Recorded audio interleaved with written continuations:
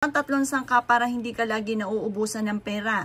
Bagamat ikaw ay bumibili ng inyong mga pangangailangan, nababawasan ng pera, pero may mga dumarating na swerte na hindi nyo inaasahan at imbis na nasisimutan ka ng pera ay nadadagdagan pa ng pera ang inyong pong pitaka. Mainam po na magawa nyo po ito sa pamamagitan ng isang buo na dahon ng laurel. Ang dahon ng laurel, yan po ay for only wishes. Napakabisa nitong pampaswerte. Lalo na kung ikaw po ang laging wini-wish ay tungkol sa pera kasi siya po ay unlimited wishes at siya po ay the victory ang binibigay at hindi lang biro-birong swerte lalo na sa pera. Ang bawang naman mga bossing ko ay nagtataboy ng malas at humahatak po ito ng swerte. At ang gagamitin naman po natin sa pagkakataong ito ay 100 pesos. Ang kulay ng violet for anti-stress para hindi ka lagi nauubusan ng pera.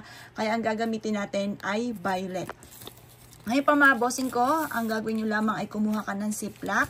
Kailangan ay clear para lagi nyo nakikita po itong tatlong sangkap na ito. At pag lagi nyo ito nakikita, ito po isa sa mga senyales na may paparating araw-araw ng malaking pera po sa inyo. Ito po ay pagsasama-samahin nyo lang sa loob ng isang plastic.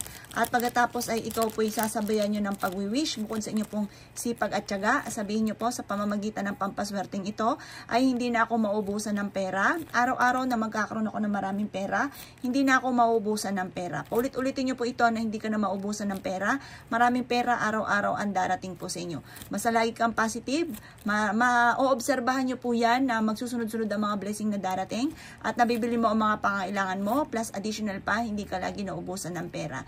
Gawin nyo po ito sa araw ng Martes or Biyernes basta't ikaw ay nasa mood at ikay makakapag-wish nang mula sa inyo pong puso at ang dulot nito ay napakaswerte. Kaya kung nais mong lagi kang mapera, ito ang kailangan nyo pong gawin.